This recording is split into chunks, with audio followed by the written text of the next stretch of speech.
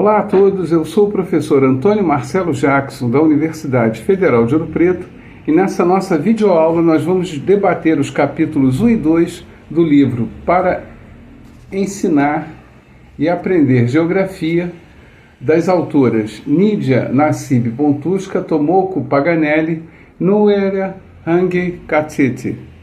Bom, estou trabalhando aqui com a edição de 2007, que é a primeira edição desse livro, e, conforme sempre faço, nós vamos ler alguns trechos aqui do livro para explicar em seguida, tá? Bom, dito isto, o primeiro trecho que eu destaco está na página 38 do livro, e as autoras escrevem o seguinte: as atuais abordagens do conhecimento geográfico no Brasil resultam das várias correntes de pensamento, desde aquelas influenciadas pela escola de Vidal de Lablanche até as contemporâneas. Alguns pesquisadores orientam-se teórica e metodologicamente por correntes do neopositivismo, outros por correntes humanísticas e psicológicas da geografia da percepção e da fenomenologia, outros ainda pelo materialismo histórico e dialético. A identificação dos pressupostos dessas correntes permite aclarar a atuação das correspondentes ações educativas no desenvolvimento da especialidade de professores e alunos. Eu destaco essa parte aqui do livro porque é interessante que as autoras nos chamam a atenção de que não existe nenhuma ação pedagógica, não existe nenhuma atividade educativa que não esteja vinculado a algum modelo teórico.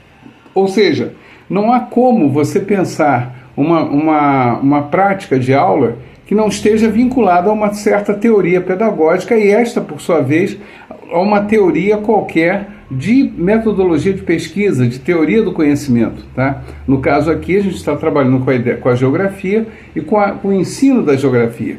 Então, ora, o que significa dizer? Se nós não tivermos a perfeita consciência de qual corrente aquele modelo, aquela prática de educação, aquela prática de ensino está vinculada, então nós vamos realmente, digamos assim, quase que reproduzir que nem papagaio, né? Nós não vamos estar pensando, não vamos estar refletindo e não vamos ter o domínio sobre aquele assunto. Vamos estar apenas reproduzindo sem grandes,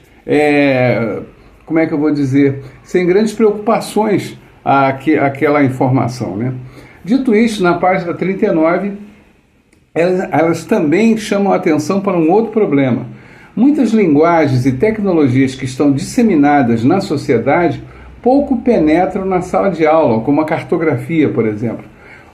Ou seja, então, de um lado, tem a preocupação que o professor ele deve ter pelo menos alguma noção de qual corrente teórico-metodológica aquele modelo de prática de ensino de geografia está vinculada. E segundo, há um reconhecimento que uma série de tecnologias e formas de linguagem que estão espalhadas pela sociedade não são necessariamente ou de forma ideal utilizadas em sala de aula.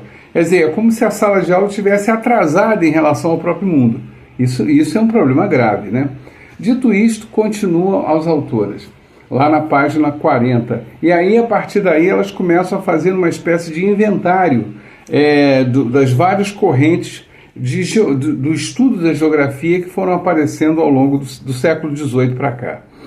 A geografia, no século XVIII, reuniu condições para constituir-se em ciência, mas ainda se defrontava com dois problemas. O primeiro dizia respeito à sua ligação com a história, da qual era servidora. O segundo referia-se das relações entre a natureza e o homem. A geografia da época aceitava a influência quase absoluta do meio biofísico sobre o homem. As discussões sobre esses problemas vão atravessar o século XIX e a primeira metade do século XX. Essa primeira parte, elas estão chamando a atenção seguinte, que quando a geografia começa a aparecer enquanto ciência, como ciência, tá? Ela tem um vínculo muito grande com a história, isso é real, né? Quer dizer, há uma quase que, como é que eu vou dizer, uma relação que é intrínseca entre uma área e outra, até porque também a história estava se constituindo enquanto ciência nesse momento. Tá? Quer dizer, antes do século XVIII, a história era entendida como uma forma de literatura. Tá? Agora, a partir do século XVIII, a história começa a ser pensada como uma espécie de como teoria do conhecimento, e ela carrega consigo a geografia também, tá? E além do que, só que como forma de separar a geografia da história, a geografia se vinculou muito a uma relação do meio, tá? Do meio físico, ou antes, do meio biofísico, tá? E isso gerou um problemaço a partir daí, ao longo de um século e meio, pelo menos, e em alguns casos, isso até os dias atuais, no século XXI, ainda aparece uma ou outra pessoa colocando isso, que é, em último caso, pensar que é o seguinte, que o homem é fruto do meio físico, tá? Ou seja, que nós refletimos, como se refletíssemos da seguinte maneira: as sociedades, elas surgem a partir das condições físicas que são apresentadas a ela, tá?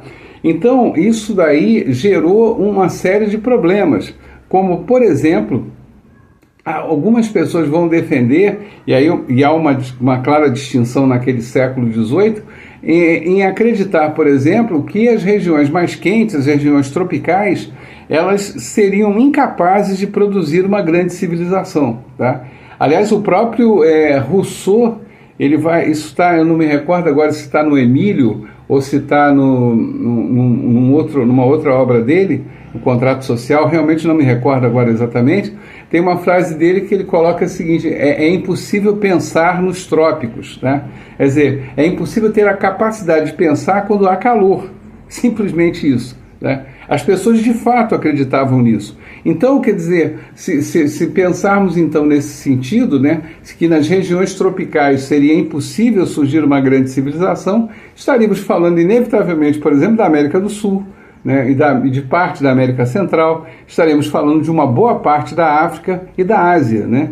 É claro que aí, consequentemente, se vocês pensarem em termos de sociedades organizadas naquele momento, além daquelas que já apareciam nos trópicos, sobraria a Europa, né? Fundamentalmente a Europa. Então, quer dizer, é como se a Europa, fruto do meio biofísico, ela produzisse uma grande civilização. Já as demais não conseguiriam fazer isso. Obviamente, há uma grande dose de preconceito aí nesse negócio. Mas, efetivamente, era assim que se pensava e assim que se pensou durante muito tempo a geografia para as diversas, inclusive, academias. Isso acabou resvalando no Brasil. Nós vamos ver isso daqui a pouco.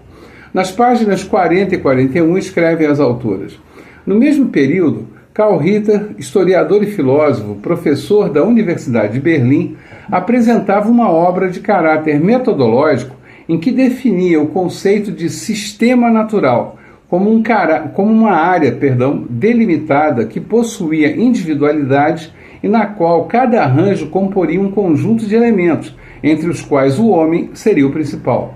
A geografia, para ele, era o estudo desses lugares. Aí está exatamente como é que eu vou dizer, diametralmente oposta à primeira proposta, tá? Você tem aí uma proposta claramente antropocêntrica.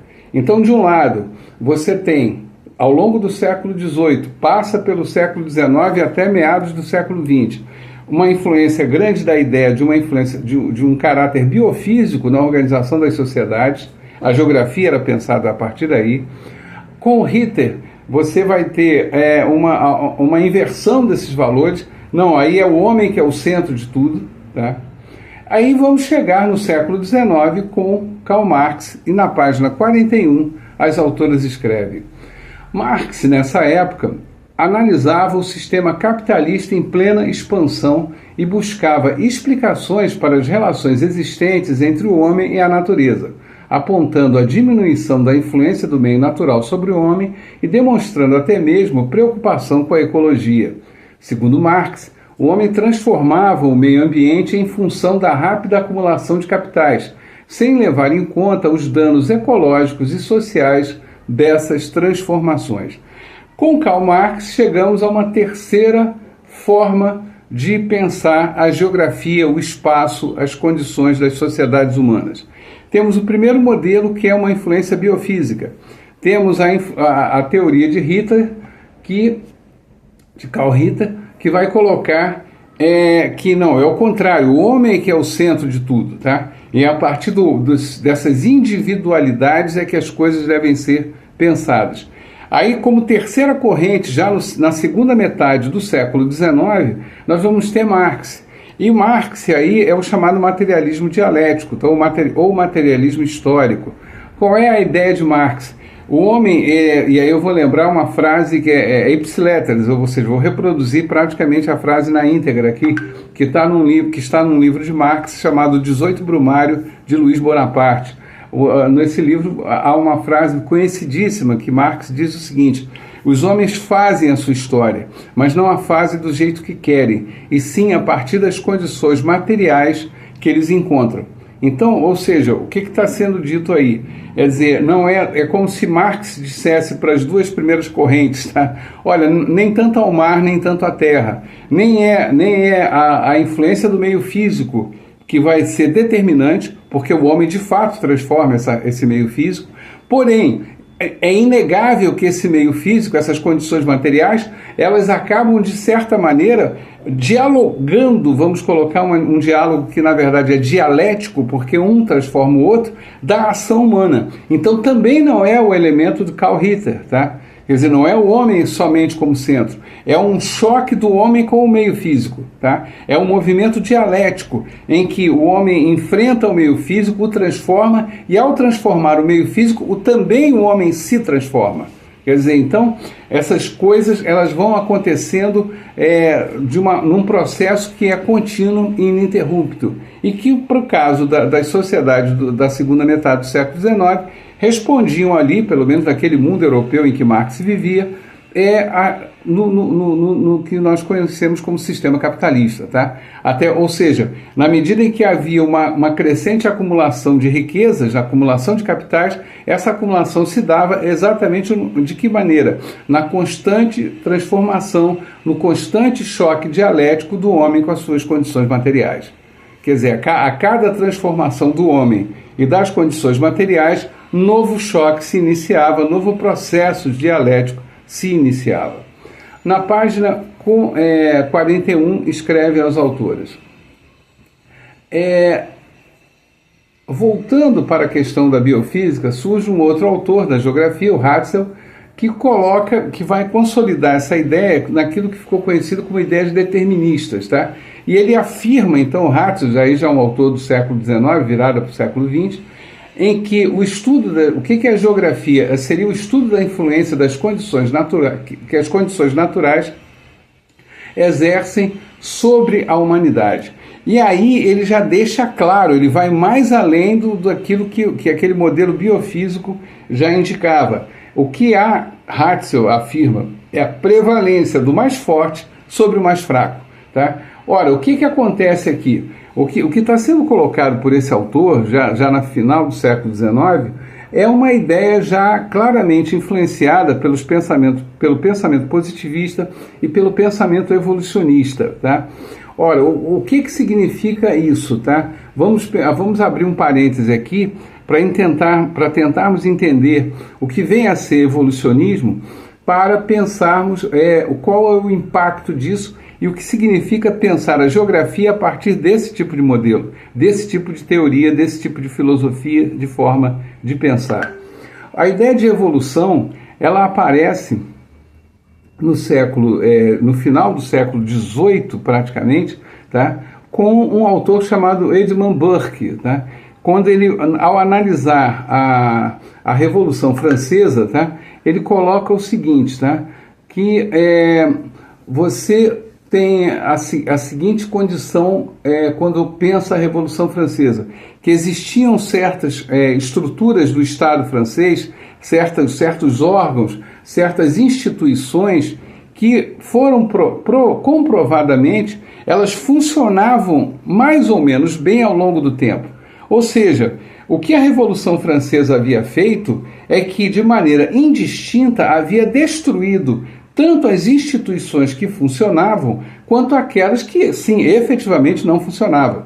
Então, quer dizer, o que Burke chama a atenção no seu livro Reflexões sobre a Revolução em França? É que, no final das contas, seria, no mínimo, uma temeridade pensar dessa forma, pensar em destruir, em desconstituir, em desconstruir, tá, esses valores que já estavam colocados ali e que, disse e repito, funcionavam, querendo ou não. Tá?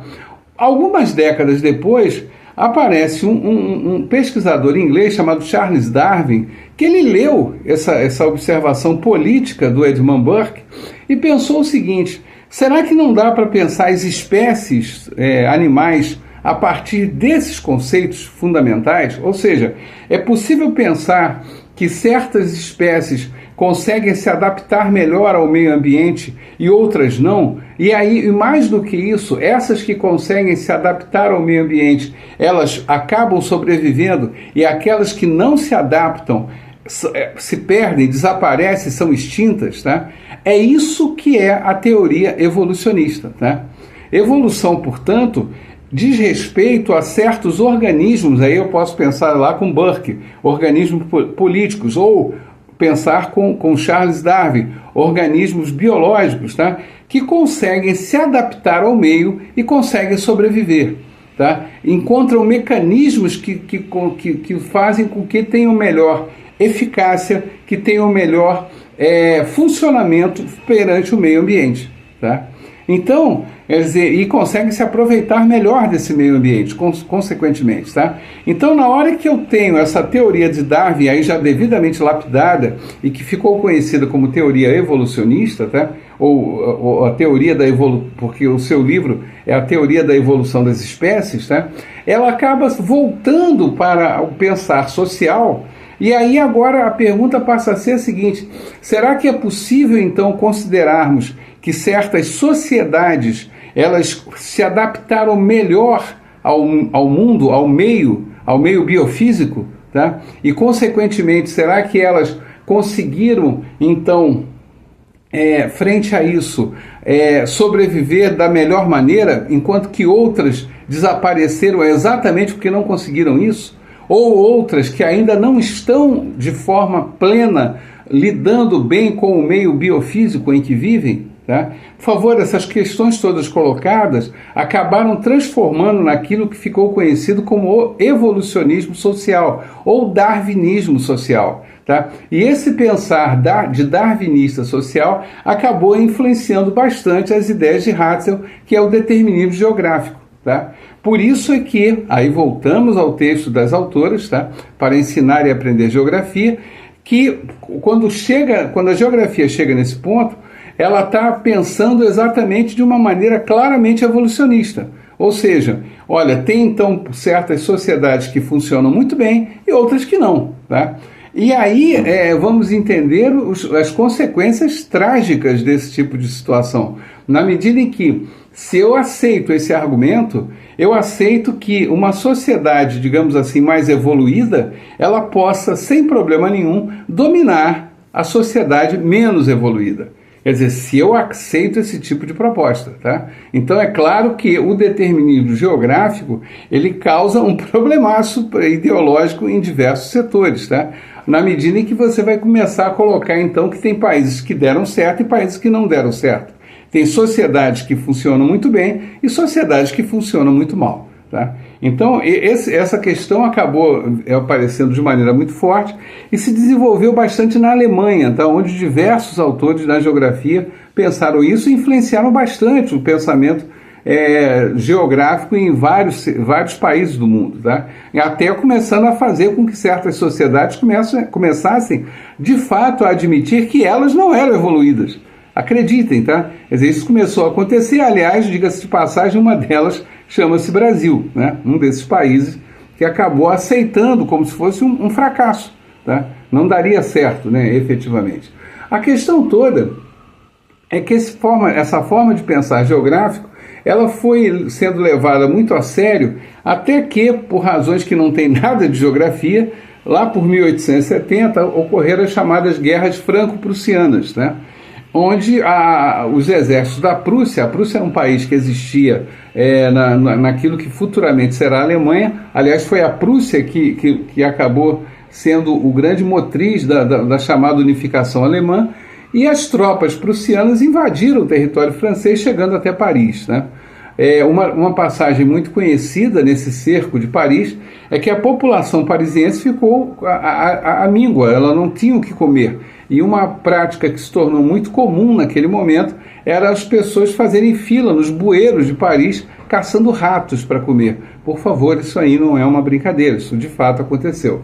A grande questão é que, terminada a guerra e a derrota da França, a França teve que repensar uma série de coisas, e uma delas foi, como uma forma de vingança ideológica, tentar abolir de alguma forma aquela teoria geográfica que era então hegemônica, que era a teoria alemã, e que aliás havia a derrota para as tropas prussianas haviam comprovado que aquelas teorias germânicas estariam certas, né, digamos assim, quando na verdade era só um problema de organização dos seus exércitos do próprio país. Não tinha nada de geografia nesse negócio.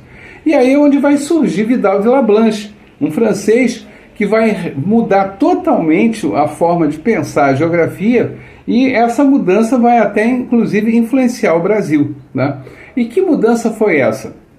Ao invés de pensar um puro determinismo geográfico, um determinismo biofísico, ou então pensar de uma maneira marxista que fosse, o Lablanche propõe o seguinte: 5 pontos que a geografia deveria se fincar, e a partir daí, desses 5 pontos, a geografia deveria ser pensada, tá? Primeiro, uma observação de campo, tá? Ou seja, o primeiro passo, sim, eu vou olhar a paisagem, vou olhar o meio, vou olhar o mundo biofísico, sem problema nenhum, até aí estamos tranquilos. Uma indução a partir da paisagem, ou seja, que elementos eu posso extrair dessa paisagem, que posso refletir sobre ela, né? A particularização da área enfocada. Aí começa a fazer uma distinção daquele modelo biofísico. Ou seja, eu até olho a paisagem, eu até retiro informações da paisagem, só que eu procuro também ver os traços históricos e naturais que aconteceram ali.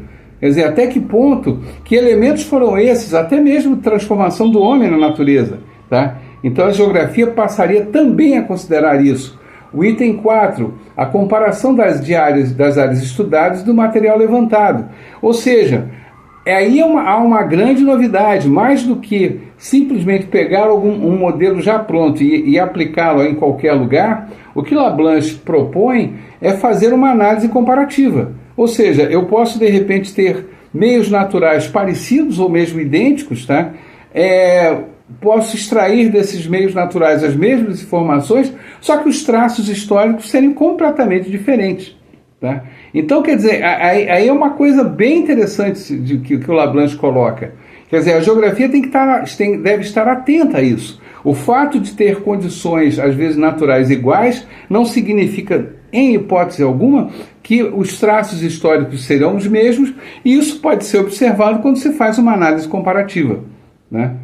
E aí até o contrário, eu posso de repente ter realidades físicas completamente distintas produzindo resultados idênticos. Isso é algo completamente interessante, tá? E completamente revolucionário para a época, tá? Por favor, não vou aqui dizer que esse seja o modelo mais forte ou o melhor modelo, mas efetivamente, com certeza foi revolucionário para a época. E por fim, propõe Lablanche a classificação das áreas e dos gêneros de vida em séries de tipos genéricos, devendo chegar ao fim a uma tipologia. Lógico que aí ele está tentando ser o mais científico possível, e evidentemente isso pode gerar algum problema, tá? Esse último ponto, quando se criam tipologias, e aí pode-se definir esta ou aquela forma. Mas, enfim, houve uma grande revolução. E essa proposta de geografia do Lablanche, ela influencia muito o Brasil. E essa influência é grande quando ela aparece na criação da Faculdade de Filosofia, Ciências e Letras da Universidade de São Paulo, em 1934, e mais ainda com a criação do Departamento de Geografia em 1946. Por favor, vale dizer que o Brasil tinha algumas faculdades antes, mas a Universidade de São Paulo, a USP, foi de fato a primeira universidade brasileira. A sua fundação é lá em 1933-34. Tá? Então ela traz professores do exterior cria vários cursos, dentre eles essa faculdade de Filosofia, Ciências e Letras, onde vai aparecer o curso de História, o curso de Sociologia e mais à frente o curso de Geografia. Tá? Nesse sentido, aí já pensando uma geografia no Brasil, tá? Um dos principais autores é o Delgado de Carvalho. Lá na página 48, as autoras dizem o quê? Que Delgado de Carvalho dizia o seguinte, que o território brasileiro deveria ser estudado por meio das regiões naturais, posição que promovia a naturalização das questões relativas à sociedade brasileira. Ou seja, levando a sério até, não necessariamente uma ideia de um modelo biofísico, mas sem dúvida alguma considerando as questões naturais, dado a dimensão continental do país e das diferenças brutais entre uma região e outra, era necessário que o Brasil fosse pensado também de forma distinta. Por favor, é algo até bem razoável, tá? Evidentemente só não pode ser levado em última instância essa questão, porque senão a gente acaba caindo no determinismo geográfico de novo, no determinismo biofísico, tá? Voltando para a discussão mais geral, aparece um outro autor francês, que é o Lacoste, que coloca o seguinte, tá? Além de todas as questões, havia um outro problema que a geografia estava enfrentando. Por favor, independentemente da discussão de que tipo de geografia era essa, se era o modelo do Lablanche, se cairia num determinismo geográfico, se cairia no modelo marxista, isso pouco importa. O que Lacoste chamava a atenção era o seguinte, que o Estado, isso está lá na página 54, o Estado e a grande empresa possuíam uma visão integrada do espaço, por suas intervenções em vários lugares, enquanto o cidadão comum tinha uma visão fragmentada, porque somente conseguia abarcar seu cotidiano, não possuindo informações de outras realidades. Nesse sentido, olha que coisa interessante que o Lacoste chama a atenção. A geografia se transformava, quando tratada dessa maneira, numa espécie de instrumento de poder. Então, ou seja, vamos colocar da seguinte maneira.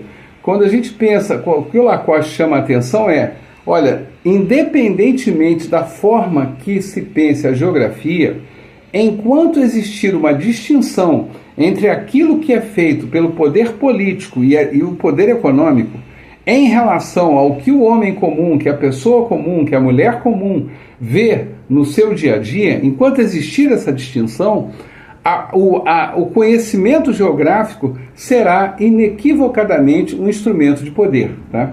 E isso tanto é verdade que lá no capítulo 2, e esse vou tratar de maneira até bem mais sucinta, as autoras vão trabalhar a disciplina escolar e os currículos de geografia no Brasil. E o que fica provadíssimo aí é que quando você olha a geografia, por exemplo, pensada na década de 60 e 70, principalmente na década de 70, sob uma clara influência da ditadura militar, essa geografia ela se vê totalmente misturada naquela disciplina que ficou conhecida como estudos sociais, tá? E que efetivamente empobrecia o estudo da geografia, tá? Como empobrecia o estudo da história também. Tá?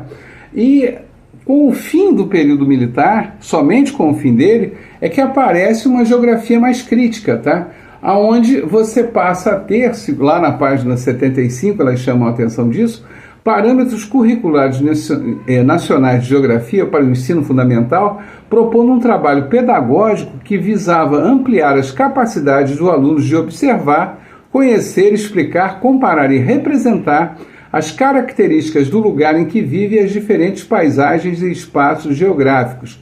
Na página seguinte, elas completavam: os professores devem discutir com os alunos a velocidade das transformações mundiais. Ou seja,